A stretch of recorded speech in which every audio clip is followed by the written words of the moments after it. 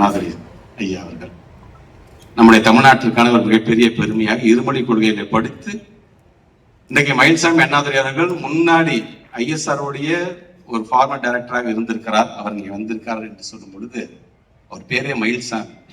சாமி மயில் மேல உட்கார்ந்து உலகத்தை சுத்துச்சு நம்ம சொல்றோம். ஆனால் இந்த மயில்சாமி பக்கத்துல ஒரு பேர் வந்துச்சு பாத்தீங்கன்னா அண்ணாதுரை என்ற பெயர் வந்தது அறிவியல் மூலமாக நிலவுக்கே போயிட்டு வரலாங்கிறத கண்டுபிடித்த ஒரு அறிவாற்றல் இன்றைக்கு அவர் இருக்கின்றார். உரையாற்றி அமர்ந்திருக்கேன் நம்முடைய lordship Gopal Gowda sir. Very powerful statement அவர் கொடுத்ததெல்லாம் பாத்தீங்கன்னா the NEP 2020 policy is not just a policy, it's a policy against human rights சொன்ன முதல் மனிதர் அவர் தான்.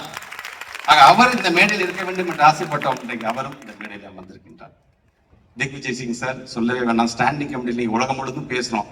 பார்லிமெண்ட்ல இருக்கின்ற ஒரு ஸ்டாண்டிங் கமிட்டி இந்த NEP காரணம் காட்டிட்டு நீங்க பணத்தை கொடுக்கறத நிறுத்தக்கூடாதுன்னு ஒரு பவர்ஃபுல் ஸ்டேட்மெண்ட் தர்மேந்திர பிரதான் யாதவ் சொன்னார் பாத்தீங்களா, அவர் இன்னைக்கு நம்ம திக்விஜய் சிங் சார் வந்திருக்கிறார்.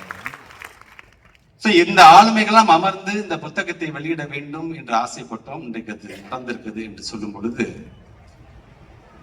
எனக்கான ஏன் நான் எழுதணும், நான் எந்த விதத்தில் இதுல நான் பாதிக்கப்பட்டிருக்கின்றேன் அப்படின்னு அதுக்கான காரணங்களையும் நான் இதுல சொல்ல வேண்டும்.